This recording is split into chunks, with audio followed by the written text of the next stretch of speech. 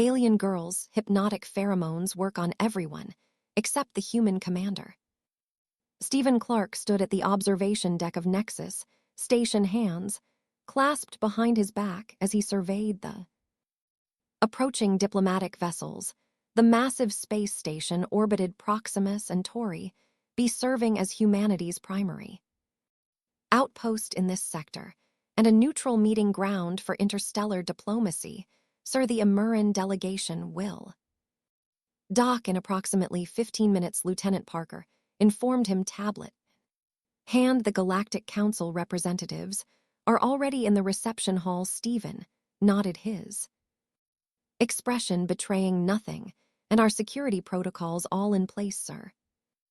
Though I must remind you that the Aldeans specifically requested minimal security presence during the negotiations. Requests noted, and ignored. Stephen replied with a slight smirk. This station operates under human protocols. They can adapt by at 42. Stephen Clark was the picture of military discipline, 6'3" of solid muscle, shaved head, gleaming under the station lights, and piercing blue eyes that missed nothing his sleeveless formal uniform revealed. Arms corded with muscle, a deliberate choice that balanced protocol with psychological advantage. 15 years of diplomatic missions had taught him that physical presence could speak volumes before words were exchanged. Sir Parker hesitated. There are rumors about the Emerald and Representative Princess, sideless Stephen supplied. I've read the reports. Then you know about her abilities. Stephen turned, raising an eyebrow. Lieutenant, I've negotiated with telepaths, empaths, and beings that can manipulate gravity with their minds. Whatever trick the princess has up her sleeve, I'm prepared. What he didn't say was that Oni Office of Naval Intelligence had briefed him extensively on Princess Kyla's unique biological capabilities. The Emeralds were known for their hypnotic pheromones, but the royal bloodline had reportedly perfected this trait to an art form. Princess Scylla could supposedly bend the will of any sentient being with a simple exhalation. Any being except humans. Theoretically, something about human biology created a natural immunity, but this was untested information. No human diplomat had ever met Princess Kala directly until today. Princess Scylla Diran of the Emerald Aldean hegemony adjusted her ceremony collar as her royal shuttle completed its docking sequence. The translucent material shimmered against her emerald skin, accentuating rather than concealing her natural attributes. Your Highness, her advisor Thews bowed slightly. I must again express concern about this meeting. The humans are unpredictable. They lack the proper respect for your abilities. Cassilla smiled, revealing teeth like polished pearls against the green of her lips. That's precisely what makes them interesting. Tell us, besides their immunity to our pheromones is merely theoretical. No Emerald and Royal has ever tested it directly, which is why your father, the Emperor, objected to your presence here. My father objects to everything I do, she replied, running slender fingers through her long silvery hair. But as heir to the throne, I need to understand all potential allies and threats. The humans are expanding too quickly to ignore at 28 cycles. Princess Scylla had already built a reputation as a formidable diplomat. Her natural ability certainly helped. One controlled release of her pheromones could turn the most stubborn negotiator into a compliant admirer, but she prided herself on rarely needing to use this advantage. Her intellect was equally powerful still. She had never failed when she did deploy her biological gifts, not once in 15 years of diplomatic service. The docking clamps engaged with a metallic thud. Shall I prepare the formal greeting? Thews asked. Silas's lips curved into a confident smile. No need, I believe I'll make quite the impression on my own. The reception hall of Nexus Station buzz with diplomatic activity. Representatives from 7 different species mingled cautiously, each maintaining their cultural protocols while attempting interspecies courtesy.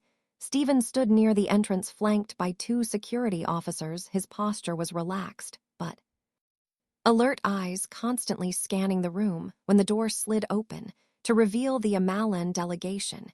Even he couldn't prevent a momentary widening of his eyes. Princess Sela was stunning in a way that transcended to species. Her emerald skins seemed to glow from within, perfectly smooth and flawless, the formal attire of the Aldean Royal House, a combination of flowing silver fabric in strategic transparency, left little to the imagination while somehow maintaining regal dignity. Her silver hair cascaded down her back like liquid mercury, but it was her eyes that captured attention, large, almond-shaped, in a deep violet that seemed to shift colors as she moved Commander Clark. She greeted him, her voice melodic and slightly husky. How delightful to finally meet humanity's representative. Stephen bowed, slightly military precision in every movement. Princess Cassilla, welcome to Nexus Station. I trust your journey was comfortable as interstellar travel can be, she replied with a smile that didn't quite reach those remarkable eyes. She was studying him, he realized, assessing. Allow me to introduce you to the other delegates, he offered, gesturing toward the gathering. In a moment, perhaps, she said, stepping closer. I'd like to better understand the human who will be mediating these negotiations. Stephen maintained his professional smile, though his instincts flared in warning. Of course, Your Highness, though I should note that I represent humanity's interests, rather than serving as a neutral mediator. Even better, she purred. And then it happened. Princess Cassilla took a deep breath and exhaled slowly. A faint green mist, so subtle it might have been dismissed as a trick of light, emanated from her. The effect on the room was immediate. Every non-human delegate turned toward her, expression slackening. Even his own security officers straightened to attention, their eyes glazing lightly. Throughout the room, conversations halted mid-sentence as all attention fixed on the Aldean princess, all except Stephen. He raised an eyebrow, watching with clinical interest as the phenomenon unfolded around him. When Sela's violet eyes returned to his face, expecting to find the same entranced expression she saw everywhere else, her composure cracked. Confusion flickered across her perfect features, quickly replaced by determination. She stepped closer, close enough that any other species would be overwhelmed by her presence, and exhaled again, more deliberately. The green mist thickened around them. Several delegates actually dropped to their knees in submission. Stephen simply smirked.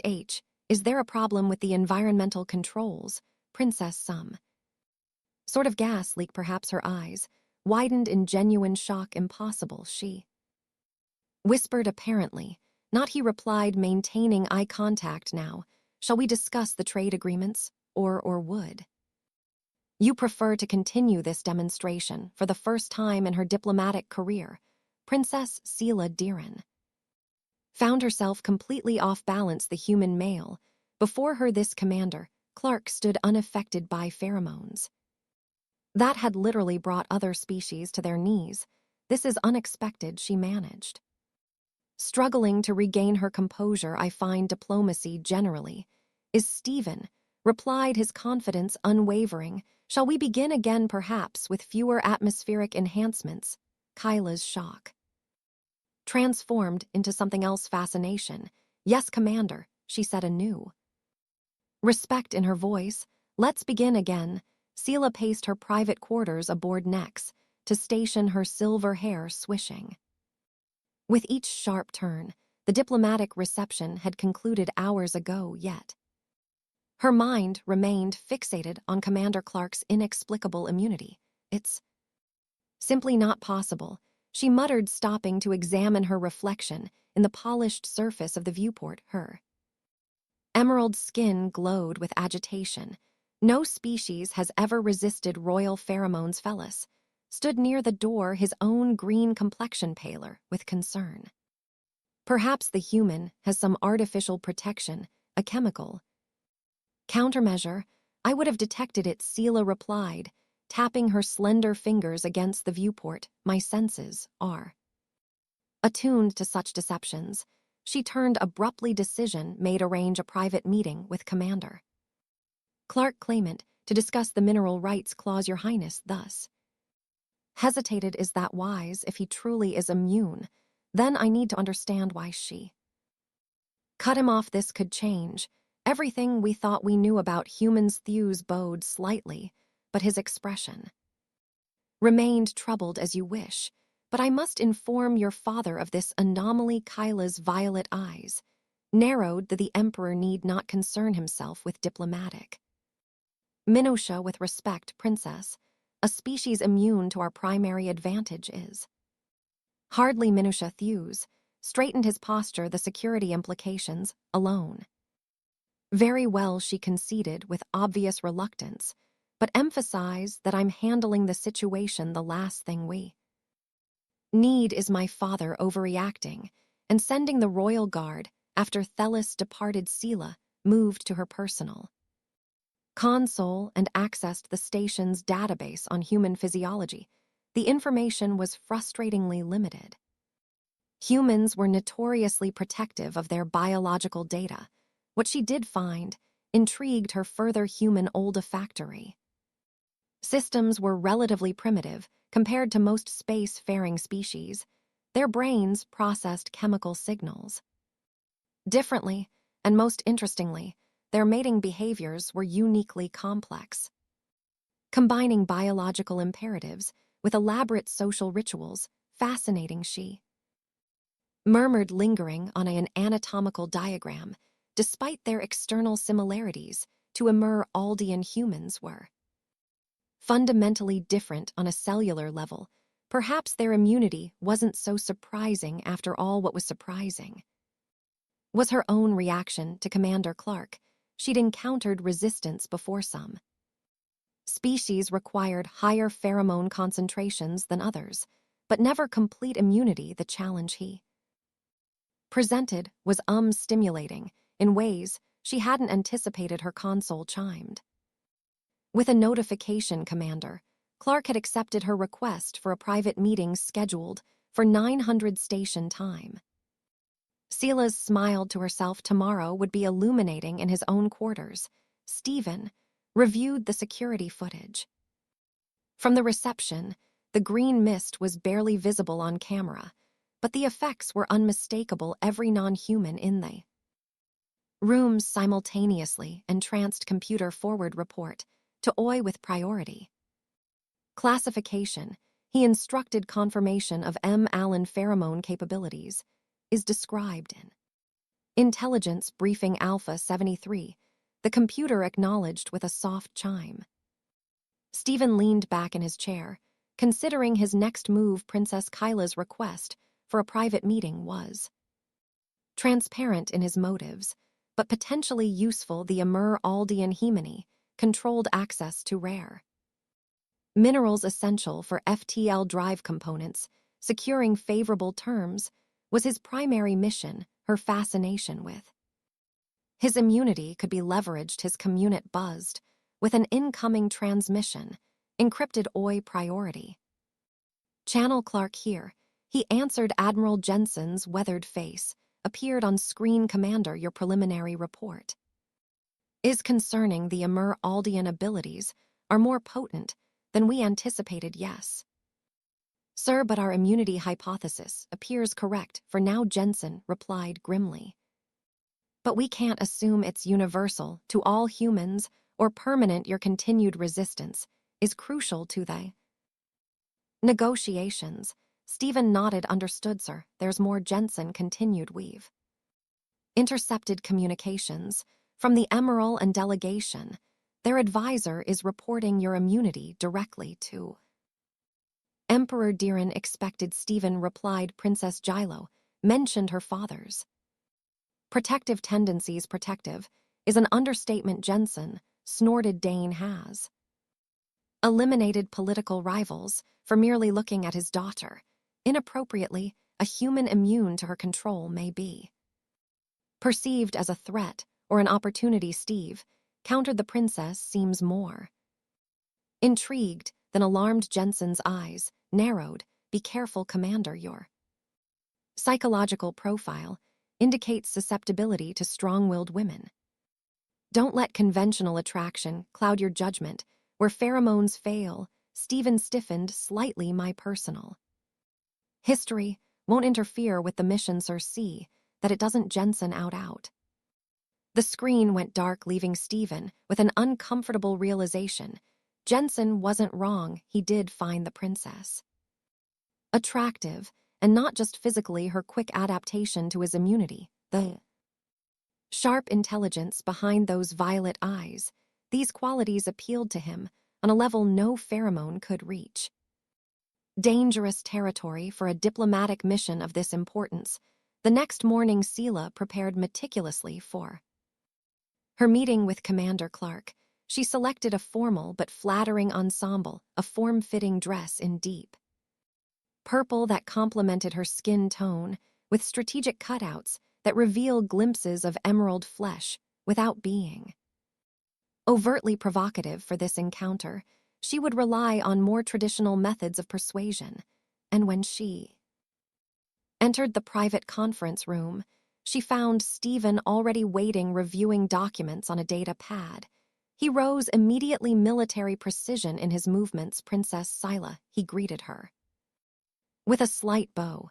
Thank you for suggesting this meeting, Commander Clark, she replied, nodding how his formal uniform accentuated his powerful physique. Human military attire was utilitarian compared to emerald and regalia, yet somehow more effective for it. I believe we have much to discuss beyond mineral rights in his chin. He gestured to a chair, though I should note that this room is equipped with enhanced atmospheric filters. A smile played at her lips. Precautionary standard procedure.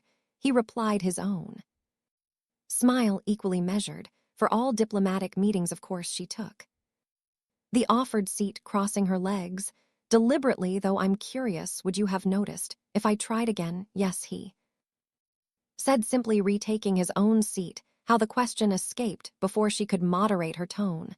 Stephen considered her for a moment. Your pheromones have a distinct scent to humans, sweet with an undertone like earth pine after rain. Pleasant, actually, but noticeable. This was unexpected information. You can smell them, but aren't affected. Correct. Our neurological response is different. The compounds that trigger submission in other species simply don't connect to the same pathways in human brains. Scylla leaned forward slightly, yet humans respond to each other's pheromones during mating rituals. A flicker of something, amusement, interest crossed his face. We do, but subtly. Human attraction is more complex than chemical reactions alone. How fascinating, she said, genuinely intrigued. On my world, chemical compatibility is considered the foundation of all relationships, and yet you're here negotiating trade agreements rather than simply the compelling agreement. Stephen raised an eyebrow, suggesting you recognize the limitations of biology. Silas smiled, appreciating his perception. Pheromones create compliance, Commander, not creativity. For true collaboration, minds must engage freely. A surprisingly egalitarian view from a royal whose species is known for biological dominance. Perhaps I'm not as ordinary as you thought, she replied, deliberately echoing his words from their first meeting. For the first time, Stephen laughed, a warm, genuine sound that transformed his Aran features. Touche, princess. Something shifted between them in that moment, a mutual recognition of worthy adversaries, perhaps, or something more primal that neither was quite ready to acknowledge. Now, Silas said, straightening slightly, shall we discuss those mineral rights? I believe Earth's proposal undervalues the processing cost by at least 177%. Interesting. Stephen replied, his eyes never leaving hers. Our analysis suggests the hegemon transport search charges are inflated by 23%. Sela felt a flutter of excitement. That had nothing to do with diplomacy. This human challenged her in ways no one had before without chemical advantages or royal difference. For the first time in her life, she was engaging with someone who saw her not the pheromones or the title. It was terrifying, it was exhilarating. The negotiations had progressed for nearly 2 hours when the first alarm sounded, a low, pulsing tone that immediately drew Stephen's attention away from the mineral rights discussion. That's unusual, he murmured, rising from his seat and moving to the door console. CA watched him with mild curiosity. A drill, perhaps. We don't schedule drills during diplomatic meetings. His fingers danced across the console, bringing up station security protocols. His expression hardened. Containment breach in the xenobiology lab. Level 3 lockdown initiated. As if on cue, the lights dimmed to emergency settings, and a computerized voice announced, "Attention all personnel. Biohazard containment protocol engaged. All sections sealed until decontamination is complete. Estimated time to resolution, 4 hours 17 minutes. The door panel flashed red, indicating the magnetic locks had engaged. Well, Sela said, leaning back in her chair with surprising composure, "It seems our negotiations will be extended." Stephen tapped his combat Clark to command center. After a moment of static, a response came through. "Commander, this is Lieutenant Parker. We have an accidental release of Jovian spore samples, non-lethal, but protocol requires full containment until the filtration system can clear them. Casualties, none, sir, just inconvenience. The station is compartmentalized, as designed. Keep me updated." Clark out. He turned to Sela, who was observing him with those remarkable violet eyes. "It appears we're confined together for the next 4 hours, Princess. How fortunate that we have trade agreements to discuss." She replied with a slight smile. Stephen returned to his seat, but the formal atmosphere had already shifted. Being locked in a room together created an intimacy that diplomatic protocol couldn't quite contain. "Perhaps we could use this time for something more productive than haggling over percentages," Sela's suggested after a moment. Stephen raised an eyebrow. "What did you have in mind?" "Cultural exchange," she said simply. "I find myself curious about humans beyond what our databases provide, and given your immunity to my natural advantages, you represent a unique opportunity for unbiased insight." "Fair enough," Stephen agreed, relaxing slightly. "What would you like to know?" Sela considered for a moment. "Your mating rituals, there remarkably complex. Compared to most species." Stephen nearly choked on the water he'd been drinking. "That's direct." "Have I violated a taboo?" she asked, genuinely concerned. Immer Aldian discuss reproductive biology quite openly. "Not a taboo exactly." He recovered, setting down his glass. "Just unexpected as a diplomatic conversation topic. Forgive me," she said, though her expression suggested more amusement than contrition. "On my world, understanding reproductive compatibility is considered fundamental to any potential alliance." Stephen blinked. "I don't believe Earth's treaty proposal included that particular form of alliance." Kyla laughed, a melodic sound that transformed her regal features into something more approachable. "I'm not proposing we mate, Commander, merely seeking to understand your species better, of course," he replied, though he couldn't help noticing how the emergency lighting cast an entrenching glow on her emerald skin. "What specifically about human relationships interest you? Your courtship behaviors seem unnecessarily complicated," she said, leaning forward. "Immer Aldian simply exchange chemical signatures to determine compatibility, and then proceed to physical bonding. If mutually agreeable humans value the journey as much as the destination. Stephen explained, finding himself drawn into the conversation, despite its unusual nature, the uncertainty, the pursuit. These create emotional bonds beyond physical attraction. How inefficient, Sela mused, though her tone held fascination rather than judgment. Yet you've colonized dozens of worlds in a relatively short time. Your reproduction must be effective despite these complications. Stephen couldn't help but laugh. We manage, and what a pleasure. She asked, her violet eyes holding his gaze with unsettling directness. Aldean's separate reproductive necessity.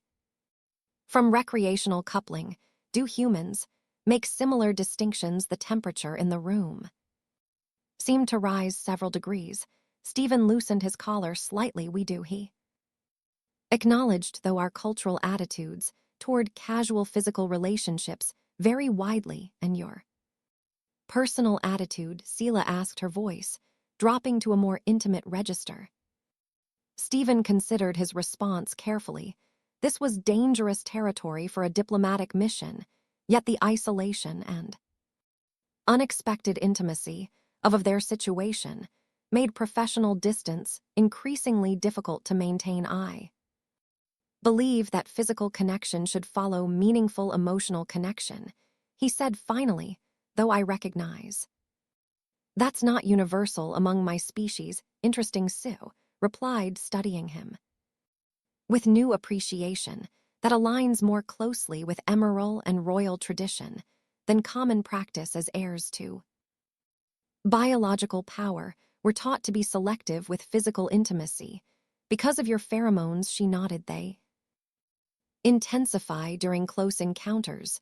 Without proper control, partners can become permanently bonded.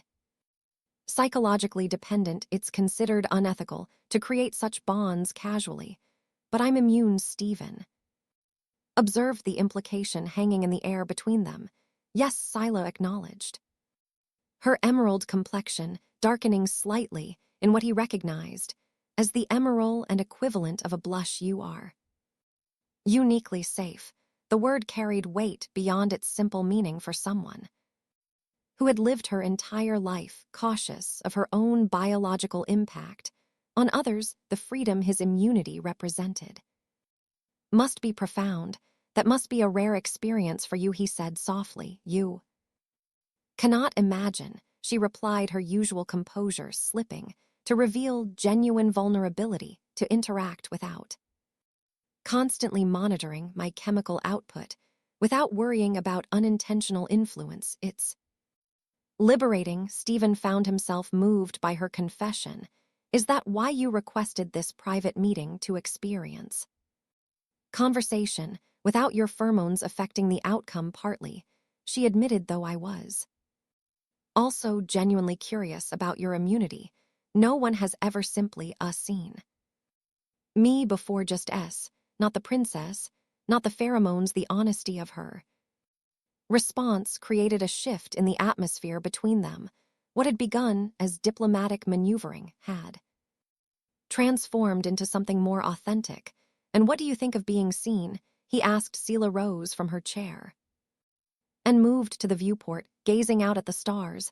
It's terrifying, she confessed, and exhilarating, like standing at a precipice, knowing you could fall, but choosing to remain there anyway. Stephen joined her at the viewport, careful to maintain a respectful distance while still close enough to continue their conversation privately. That's not so different from how humans approach relationships, he observed. The vulnerability, the risk, they're part of what makes the connection meaningful. She turned to face him, and in the starlight her beauty transcended species. Is that what's happening here, Commander? Are we forming a connection? The professional part of Stephen's mind warned him to retreat, to re-establish diplomatic boundaries. Admiral Jensen's warning echoed in his thoughts, but standing there, seeing the genuine curiosity and tentative hope in her expression, he couldn't bring himself to deny the truth. I believe we might be, he acknowledged quietly. Sela stepped closer, close enough that he could detect the subtle sweet scent of her natural pheromones pleasant. But powerless over his human physiology, among my people, she said. Softly physical touch is how we confirm connections beyond chemical. Compatibility, she slowly extended her hand, palmed up a gesture of invitation. Rather than demand, Stephen knew. He stood at a crossroads. Taking her hand would acknowledge something beyond diplomacy. Beyond their official roles, it would be a personal choice, uninfluenced by her. Pheromones based solely on the genuine connection forming between them. He placed his hand in hers, the simple. Contact and an unexpected current threw him not alien pheromones, but the basic human response to desired touch. Her skin was warmer than human temperature, silky smooth. Against his callous palm, your heart rate has increased. She observed her sensitive fingers detecting the pulse at his wrist. As has mine, perhaps our biologies aren't so incompatible. After all, the moment between a sill and Stephen deepened as they stood by the viewport, hands still. Joined the stars, bearing silent witness to their unexpected connection. The diplomatic pretense had fallen away. Leaving two beings from vastly different worlds, discovering something elemental between them, your temperature is fascinating. Scylla murmured, her slender fingers exploring the contours of his hand, cooler than mine. Yet somehow warming. Stephen found himself entranced by the subtle differences in her physiology, the slight luminescence of her emerald skin, the way her silver hair seemed to capture and reflect starlight. Emerald and biology maintains a higher baseline temperature, doesn't it? Yes, she confirmed, moving imperceptibly closer. Our metabolic rate is approximately 20% faster than yours. It's why we appear to glow slightly to human eyes, excess energy radiating as visible light. It's beautiful, he admitted, the words escaping before diplomatic caution could intervene. Her violet eyes widen slightly at the compliment, then soften. Humans have your own unique beauty, your resilience, your adaptability. They're reflected in your Phi's physical form. Their scientific exchange was merely a veneer over the growing attraction neither could deny. Each biological observation was an excuse to remain connected, to explore the differences and similarities between them. The moment might have progressed further had the communication panel not chimed with an incoming transmission. Kyla reluctantly withdrew her hand as Stephen moved to answer Commander Clark. He responded, his voice remarkably steady. Despite the moment's interruption, instead of the ected station personnel fuse, his concerned face appeared on screen. His eyes widened slightly at seeing Scylla and Stephen standing so close together. Princess, he addressed Scylla, directly ignoring protocol. I've been attempting to reach you. Your personal communicator appears to be inactive. The containment lockdown interferes with personal devices. She explained smoothly. What's so urgent? Thews, the advisor's expression tightened. I've received a direct communication from the Emperor. He's concerned about the situation on Nexus Station. Stephen noticed how Kyla's posture immediately stiffened, royal bearing replacing the more relaxed demeanor she'd shown moments before. What specifically concerns my father? She asked, her tone cooling several degrees. Reports of your failed influence attempt have reached him. Fellis replied, his eyes flicking briefly to Stephen. He's dispatched the royal guard to ensure your safety. My safety? Scylla's voice rose slightly. I'm in no danger here. The Emperor believes otherwise. The humans' immunity represents an unknown variable. The guard will arrive within 12 hours to escort you back to the hegemony. Stephen watched, the color drained from Scylla's face, her emerald complexion paling to a mint shade. This is unacceptable, she stated firmly. I am conducting crucial negotiations. Tell my father. Princess Thews interrupted, a rare breach of protocol that indicated the seriousness of the situation, the Emperor was most insistent Captain Vorax. Commands the detachment personally.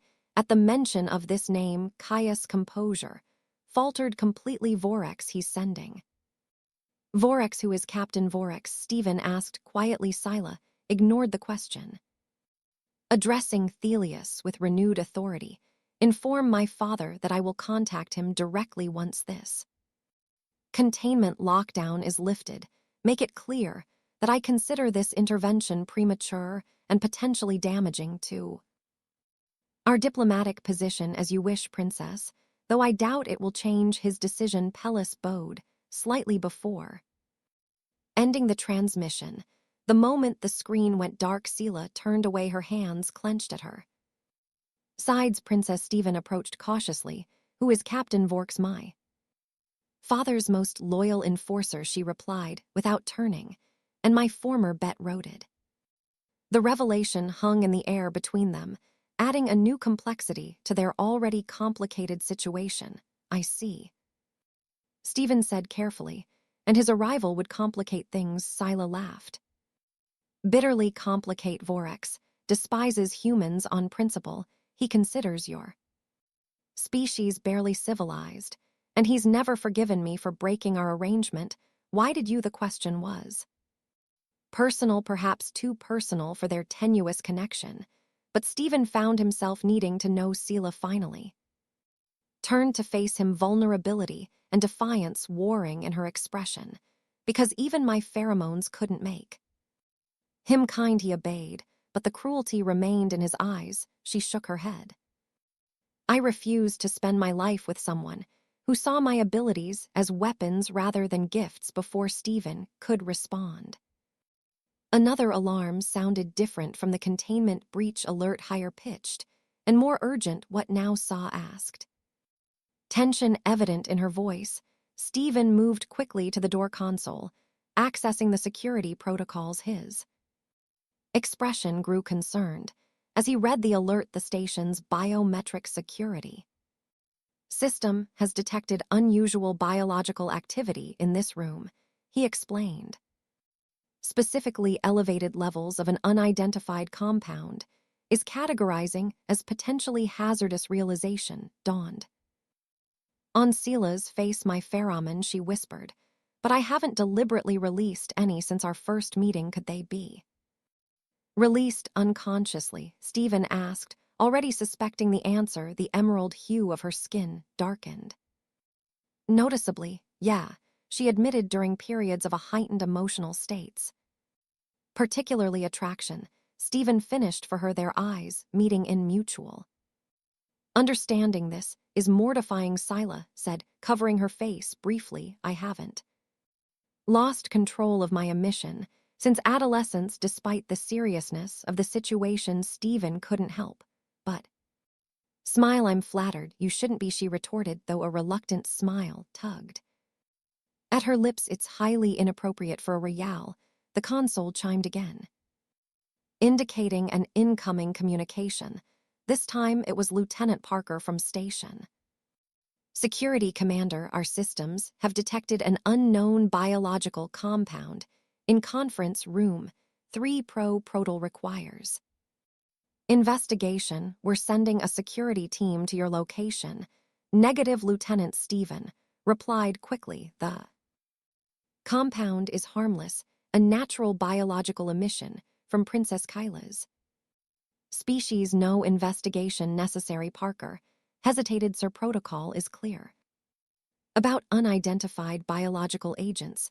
I'm overwriting protocol, Stephen stated firmly. This is a diplomatic matter, a log. It is a false alarm triggered by normal emerald biological functions. Yes, Sir, Parker replied, though his tone suggested this explanation would generate questions. Should I inform Admiral Jensen of this situation? Stephen glanced Adela, who was watching him intently. That won't be necessary, Lieutenant. I'll include it in my regular report. After ending the communication, Stephen turned to find Scylla much closer than before, her violet eyes studying him With new intensity, "You just lied to protect me from embarrassment," she observed. Why I didn't lie, he corrected. "Your pheromones are harmless to humans, and they are natural biological emissions, a selective interpretation of the truth," she noted, with a hint of admiration. "Very diplomatic, I try," he replied with a slight smile. Their proximity was affecting him in ways that had nothing to do with alien pheromones. The warmth radiating from her skin, the subtle floral scent that was her natural essence rather than her chemical influence. "Your protection creates a problem. However," Kyla said softly, "if my emotional state triggered this level of pheromone production, then continuing our previous conversation would likely trigger the alarm again." Stephen concluded precisely. Her gaze dropped briefly to his lips before returning to his eyes, "which leaves us with a dilemma." Stephen considered their situation locked in a room for several more hours, with growing attraction between them, biological alarms that would trigger with heightened emotion, and a royal guard en route to separate them permanently. "I see two options," he said finally. "We can return to discussing mineral rights and pretend the last hour never happened," or CA prompted when he paused, "or we acknowledge what's happening between us and find a way to manage your biological responses." Her violet eyes widened slightly. "And how would we do that, Commander Stephen?" he corrected gently. "If we're discussing this, I think we're beyond titles." Stephen, she repeated his name, sounding exotic in her melodic accent. "How would we manage my responses, Stephen?" He stepped closer, close enough that he could feel the heat emanating from her skin on Earth. There's an old saying about biological reactions, exposure therapy, meaning, she asked, though her knowing smile suggested she understood perfectly. Well-controlled exposure to stimuli eventually reduces the reactive response, he explained, his voice dropping lower. "Theoretically, if we explored this attraction in measured steps, your pheromone production might stabilize." Sela's silvery laughter filled the space between them. "That's the most clinical seduction I've ever encountered. I'm a soldier, not a poet," he admitted with a self-deprecating smile. "No," she agreed, reaching up to trace the line of his jaw with delicate fingers. "You're something far more dangerous, the human who sees me clearly." The touch of her fingers against his skin sent electricity through him that had nothing to do with alien biology and everything to do with basic attractions. Stephen knew he was crossing lines, diplomatic, professional, perhaps even ethical, but in that moment, with her violet eyes gazing up at him with genuine desire, those concerns seemed distant and unimportant. "Scylla," he said softly, her name, a question, and permission sought won her answer came not in words, but in action as she closed the remaining distance between them. Hours later, as the station's environmental systems cleared the last traces of Jovian spores, Stephen and Cassilla lay entwined on the conference room's emergency cot. The formal furniture had been pushed aside, creating a small sanctuary in the center of the room. "The alarm hasn't sounded again." Stephen observed his fingers tracing patterns along the luminescent curve of Kyla's shoulder. She laughed softly against his chest. "Your exposure therapy appears effective, Commander Steppen," he reminded her, pressing his lips to her forehead. "Stephen," she repeated, savoring the intimacy of his name. "Though I should probably revert to formality.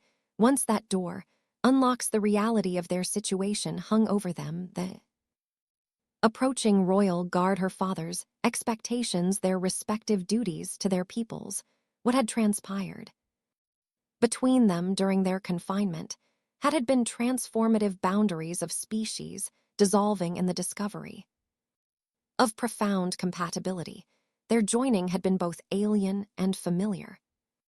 Different physiologies, finding unexpected harmony where emerald and mating was typically chemical-driven, and Efficient human intimacy, with its gradual exploration, had revealed new dimensions of pleasure to Scylla and For. Stephen, the subtle glow of her skin during moments of passion, had created an experience unlike any human encounter.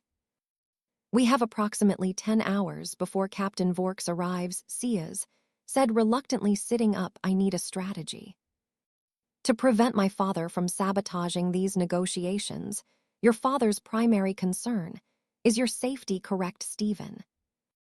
Asked military mind, analyzing options ostensibly, she replied with a wry smile. "Though control would be more accurate, the immorality and royal line has maintained power through biological dominance for millennia. A species immune to that power represents a fun-owl threat to his worldview and a daughter. Attracted to such a species, Scylla's violet eyes met his directly would be seen as compromised, at best traitorous. At worst, there's one option we haven't discussed," Stephen said, after a moment. "A formal diplomatic alliance that would make your removal from the station a direct violation of interspecies law. Marriage," she stated, understanding immediately, or whatever the Emeraldan equivalent would be. "Is that so different from arranged royal marriages throughout your history?" he countered when she raised her eyebrows. "No," she admitted. "Though those typically involve extensive genetic compatibility testing, we've established our compatibility rather thoroughly," Stephen replied with a slight smirk that made her emerald skin darken with what he now recognized as an emerald and blush. "Indeed," she acknowledged, "but my father would never approve. He doesn't need to," Stephen pointed out. "Under Galactic Covenant law, royal have the right to form diplomatic unions without sovereign approval." "You've researched this," she observed, impressed. "I may have reviewed certain protocols while preparing for this mission," he admitted. "The point is a formal union would provide legal protection that even your father would hesitate to violate." The station's announcement system chimed attention. All personnel buzzard. "Containment protocol has been lifted, all sections returning to normal operations." They looked at the reality of their situation, rushing back. "We should dress," Scylla said. Practically, though reluctance colored her tone as they restored their appearance in the room to proper order. Stephen outlined his plan. "We'll need to file the alliance paperwork immediately. By the time Captain Vorex arrives, it will be a legal fact." And then Scylla asked, adjusting her formal attire. "Then we face him together," Stephen replied simply. As representatives of a new kind of interspecies cooperation, 3 hours later they stood side by side in the station's reception hall. Their diplomatic union had been filed, witnessed by representatives from 7 species, and transmitted to Earth's government in the Emirian hegemony. Admiral Jensen had initially exploded with accusations of compromised judgment before recognizing the strategic advantage. Emperor Dean's response had been cold silence, more concerning than outright rage. "He's here," Sa murmured, as the docking bay doors opened to reveal Emerald and guards, led by a tall figure whose features were set in a permanent scowl. Captain Vork's strode directly toward them, ignoring protocol, his violet eyes fixed on Stephen with undisguised contempt. "Princess," he addressed Scylla without looking at her. "Your father has ordered your immediate return, Captain," she replied with perfect composure. "As you must be aware, my status has changed. May I present Commander Stephen Clark, my diplomatic consort under Galactic Covenant Statute 37. "This changes nothing." Vork's snarled. "The Emperor's orders no longer apply in this matter." Stephen interrupted, his military bearing matching the captain's aggression. "Under Covenant law, Princess Kyla's diplomatic status is now linked to Earth's protection." Vor's hand moved to his weapon. "You dare interrupt?" Captain Scylla's voice cut through the tension. "Before you consider any action that might constitute an interspecies incident, Perhaps you should consult with my father directly with visible restraint. Vorax activated his communication device and stepped aside. When he returned, his expression had shifted from rage to cold. Calculation. The Emperor wishes to speak with both of you. Emperor disimposing. Visage filled the screen, deliberately ignoring Stephen. Daughter explain. Yourself, father. I have formed a diplomatic alliance that will strengthen our position while securing favorable trade terms with Earth. You have made it with a species immune to our primary evolutionary advantage. The Emperor corrected harshly. No, father, she countered. I have expanded our understanding of interspecies relations. Human immunity isn't a threat, it's an opportunity. An opportunity, he repeated. Skeptically, yes. Stephen interjected. Your Majesty, humans value genuine connection over chemical compliance. Our immunity allows alliances based on mutual respect rather than biological manipulation. A tense silence followed before the Emperor addressed his daughter again. You truly believe this serves our interests? I do. So affirmed. The agreement we've negotiated is 177% more favorable than our initial position, and your personal involvement with this human is both diplomatically advantageous and personally fulfilling. She replied for the first time. Father, I am seen for myself, not for my pheromones or title. Something shifted in the Emperor's expression, a momentary softening. I remember your mother saying something similar before the genetic enhancements strengthen our line. This glimpse of personal history surprised both of them. You never told me that. Killa said softly. Captain Vorax, the Emperor commanded your mission param have changed. You will remain as the royal escort for Princess Kila and her consort, ensure their security, and assist with finalizing the trade agreements. With a regal nod, he ended the transmission. When they were finally alone, Stephen turned to Sela. That went better than expected. My father recognizes the strategic value of our union, even if he doesn't approve of the personal aspects, and Captain Vorax will hate you until his dying day, but follow orders perfectly. She replied with a wry smile. Stephen drew her into his arms. So, Princess, it seems we've successfully navigated our first crisis as a diplomatic couple, the first of many. I suspect, she replied, her violet eyes sparkling with both challenge and affection. Human emerald and relations will never be the same. As they embraced, CA marveled at the irony. She had come to demonstrate her power over a human only to discover that his immunity would become her greatest freedom for the first time. She was with someone who wanted her for herself alone, not influenced by biology or royal status. And Stephen found himself grateful for the quirk of human physiology that had made him immune to her chemical influence, allowing them to discover something far more powerful, a connection based on choice rather than compulsion. In the end, her hypnotic pheromones had failed to work on exactly one human male. And that singular exception had changed everything.